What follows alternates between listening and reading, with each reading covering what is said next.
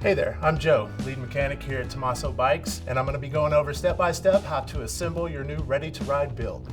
First things first, you're going to notice a clear FedEx sleeve on top of the box. Inside that sleeve is an envelope containing your invoice with the new serial number for your bike, a 60-point checklist that our techs fill out to make sure your bike is ready to ride, and an important warranty information card that you'll need at tommasobikes.com to register your new bike. It's time to open the box. Grab something sharp, cut the tape, be sure not to puncture the box. Open it up, and you're going to notice a nice top sheet containing your ready-to-ride information packet that has full detailed instructions on putting your bike together. You're going to notice a full range of Allen keys and the skewer for your front wheel, along with a nice note from your tech who built your bike. After removing the cardboard top sheet, you're going to notice the wheel tray containing your owner's manual, a set of reflectors, a seat, and a small container of assembly grease that you'll use throughout the process. Once the wheel tray is removed, you will notice another piece of cardboard that is holding your front wheel and rear wheel of the bike together. You will want to bend the tabs and wiggle that thing out of the spoke. Once the front wheel is out, you'll want to pull the entire frame out of the box. Next, we'll remove all the foam and zip ties and any other protective material covering the frame. You'll want to save all of this styrofoam and packing materials in the box in case you have to ship the bike back to us for any reason. And be sure and turn the forks so that the rake is facing forwards and not backwards. All right, the next step is to install the seat into the frame. You're going to want to take a Q-tip or paper towel and apply just a little bit of the assembly grease to the bottom 4 inches of your seat post. Once that is complete, you slide it into the frame, tighten the seat post clamp with either a 4mm or 5mm wrench with the supplied set. Next step is to install the handlebars. Grab your 5mm Allen wrench and remove the 4 bolts on the faceplate of the stem.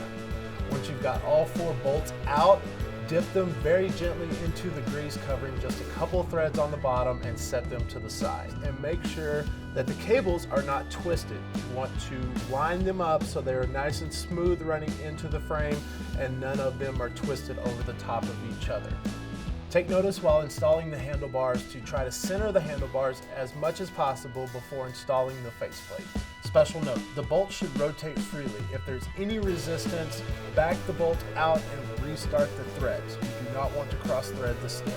With one hand securing the handlebars to the stem, with your other free hand, grab a stem bolt and slide it through one of the eyes of the faceplate. Once all 4 bolts are started, evenly tighten those down in a cross pattern just to snug. We'll adjust more later on. Installing the front wheel. Grab your front wheel skewer and rotate the small end cap off. Slide the skewer through the hub of the wheel and then install the spring back the same way you took it off. Thread the cap on, but don't tighten it down all the way. Special note, make sure that the big end of the springs are facing outward on both sides of the skewer before installing the wheel into the frame. Next step, installing the front wheel. Before we get started, be sure and flip up the brake release on the front caliper. Now it's time to slide the wheel into the dropouts. Traditionally, you want the lever of the skewer on the non-drive side of the bike. Now that you got the wheel in the dropouts, rotate the tension nut towards the fork and check periodically the tension of the lever. You want to be able to close fully without putting too much pressure on it. You want to have a good amount of pressure on the skewer lever, enough to leave just a little bit of an imprint in the palm of your hand. And before moving on, be sure and close the brake release on the front caliper. This is where you want to make your adjustments. Most of the time you want your shifters to be parallel with the ground, but everybody's a little bit different. If you need to rotate the handlebars back to bring the shifters up a few degrees, that's fine too. You just don't want them sticking straight up in the air.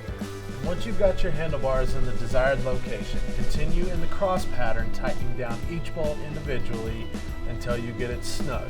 5 Newton meters is the recommended torque setting. However, if you don't have a torque wrench at your disposal, tight enough to hold your body weight. And moving back into adjusting your seat post. Standing next to the bike, move the seat up or down, making the top of the seat just level with your hip bone. This is a good starting place for your adjustments, but it might take a few rides and a few adjustments to get the approximate 20-degree knee bend that you're looking for the sweet spot. Before you go out on your first ride, let's make sure that your tires are inflated to the proper pressure. Remove the valve cap and unscrew the valve nut all the way. Throw the pump on and inflate to the recommended pressure, which can be found on the sidewall of the tire. Once inflated, remove the pump head, screw the valve nut all the way closed, and reinstall the valve cap. Thanks for joining me today, and as always, we hope you enjoy your new Tommaso, and if you have any further questions, feel free to drop us a line.